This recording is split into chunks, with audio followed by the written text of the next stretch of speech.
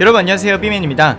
마블 시네마틱 유니버스의 아버지라고 할 수 있는 케빈 파이기가 매번 대박을 터뜨리는 한국 시장은 정말 중요하다고 이야기할 정도로 한국 시장의 마블 사랑은 상당히 크다고 할 수 있는데요. 이를 일식한 것인지 마블에서는 어벤져스 에이지 오브 울트론에 이어서 이번 블랙팬서에서도 부산 장면이 대거 나오며 한국 팬들에 대한 관심을 보여주는 것 같습니다. 고마워요. 재밌는 사실은 한국 시장을 위한 마블의 시도는 영화에만 국한되지 않는다는 점인데요. 그래서 준비한 오늘의 영상은 마블 코믹스와 게임에서 만날 수 있는 한국에서 태어난 마블 히어로입니다. 첫 번째는 캡틴 아메리카의 75주년을 기리기 위해 마블과 넷마블이 콜라보레이션을 해서 제작한 마블 퓨처 파이트에서 만나볼 수 있는 2대 캡틴 아메리카 샤론 로저스입니다. 많은 분들이 아시다시피 세계 2차 대전이 끝날 무렵 캡틴 아메리카는 폭발물이 담긴 비행선으로부터 시민들을 지키기 위해 비행선과 함께 북대서양의 바다로 빠져서 의도치 않게 수십 년을 냉동 상태로 있게 되는데요.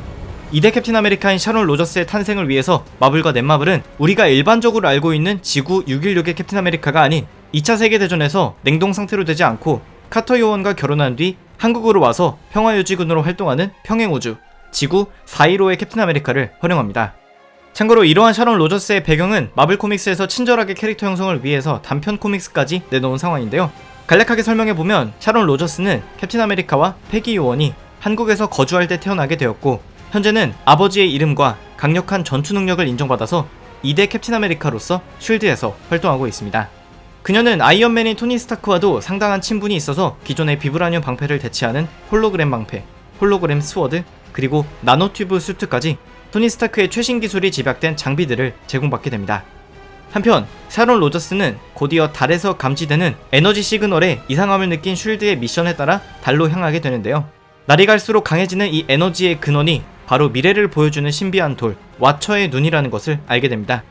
그리고 그녀가 이 와처의 눈에 다가가려고 할 때 비슷한 타이밍에 달에 도착한 가디언즈 오브 갤럭시는 이 와처의 눈에 엄청난 값어치를 깨닫고 가져가려 하는데 스타로드와 캡틴 아메리카가 동시에 이 와처의 눈에 손을 뻗자 두 개의 차원이 붕괴되는 미래의 잔상을 목격하게 됩니다.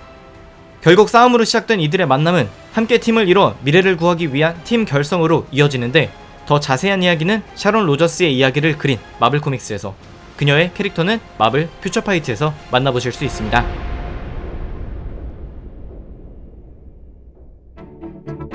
두 번째는 다음 웹툰에서 처음으로 공개되고 마블의 거대한 이슈인 시빌워 2까지 출연했으며 마블의 부사장 세블스키가 직접 마블 제작 영화에 출연할 예정이 있다라고까지 한 한국 이름 한아미 화이트 폭스입니다.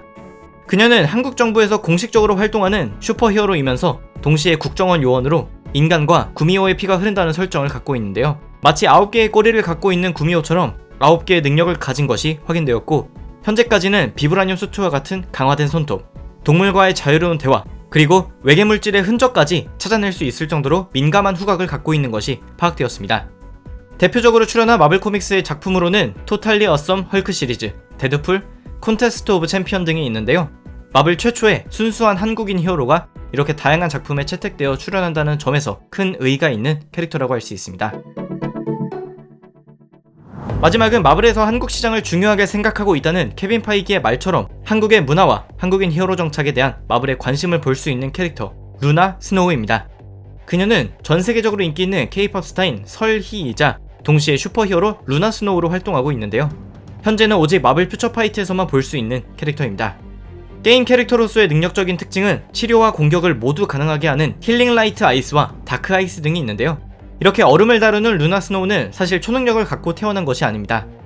조금 더 자세하게 얘기를 해보면 스타크 인더스트리 행사장에서 서리가 공연을 하고 있었을 때였습니다. 영화 아이언맨 3에서 알드리치 킬리언이 이끌던 과학 테러 집단으로 나온 AIM이 갑작스럽게 공연장에 들이닥쳐 공격을 시작했는데 이때 사람들을 보호하려던 설희가 AIM의 병사에게 붙잡히게 됩니다. 그리고 이들의 냉동 창고에 갇히게 된 서리는 탈출을 시도하다가 알 수 없는 에너지 물질에 노출이 되는데 이때를 기점으로 그녀는 얼음과 관련된 공격과 치료 능력이 활성화되어 AIM의 병사들을 무너뜨리고 탈출하게 됩니다. 결국 이 사건을 기점으로 그녀는 K-POP 스타로서의 더욱 인기가 많아졌을 뿐만이 아니라 슈퍼히어로 루나 스노우라는 이름까지 얻어 마블 최초의 K-POP 아이돌 스타이자 히어로로 활동하게 됩니다.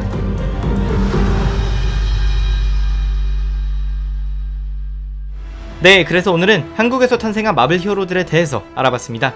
2대 헐크로 왕성하게 활동하고 있는 아마데우스 조와 같은 한국계 미국인이 아닌 한국에서 태어난 히어로들이라는 점에서 의미가 있는 캐릭터들이라는 생각이 드는데요.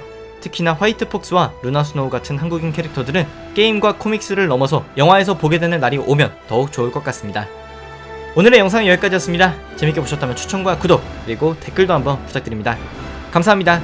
지금까지 삐맨이었습니다.